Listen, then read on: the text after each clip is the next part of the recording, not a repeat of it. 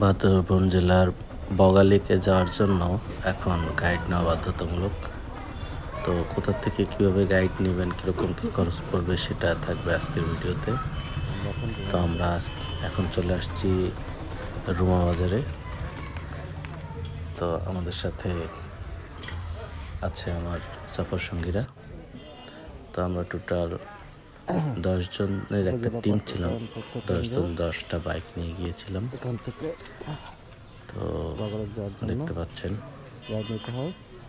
আমাদের team leader বুলবুল,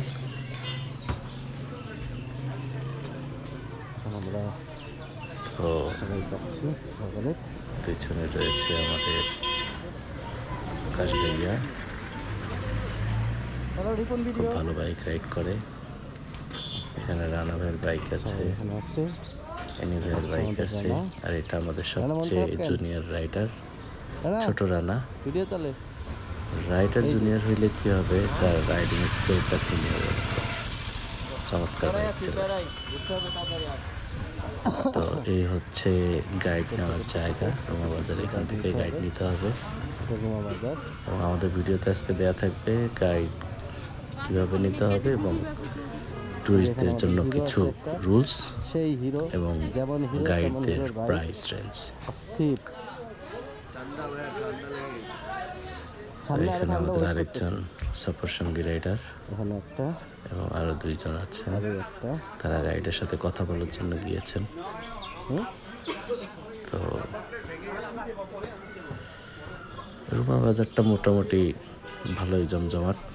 এই রুমা বাজার পার হয়ে যখন আমরা বগালীর দিকে যাব, এখন দেখতে পাচ্ছেন গাইড নিতে হলে কেমন কি লাগে এবং বিভিন্ন নির্দেশনাবলী। তো রুমা থেকে রওনা। রুমা বাজার থেকে বের হওয়ার পরে এই একটা খুব ঝুঁকিপূর্ণ রাস্তা পার হইতে হয়। অল্প কিছু রাস্তা, 1/2 কিলোমিটার একটু বেশি, যেটা ধুলাবালি ভরা এবং পাহাড়ি কাদায় ভরা থাকে। বৃষ্টির সময় জায়গাটা খুব ঝুঁকিপূর্ণ হয়ে যায়। তো এটা পার হইতে হবে। এটা পার হওয়ার পরে আমাদের মূল রাস্তায় উঠবো। মূল রাস্তায় উঠে তারপর আরেকটা চেকপোস্ট আছে, যেখানে পুলিশের চেকপোস্ট। এই যে আমরা ডাইনে ঢুকলাম।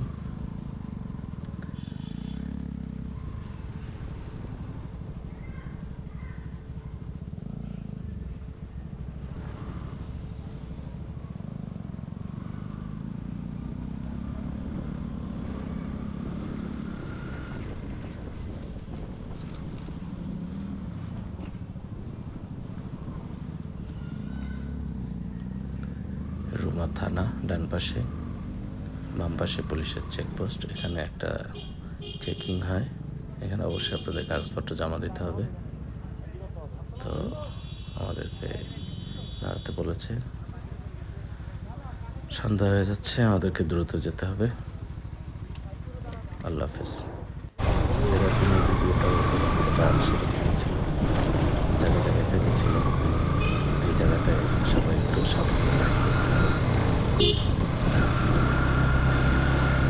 ভিডিওটা দেখার জন্য ধন্যবাদ। সাথে থাকবেন। ভিডিওটি ভালো লাগলে শেয়ার করে দেবেন।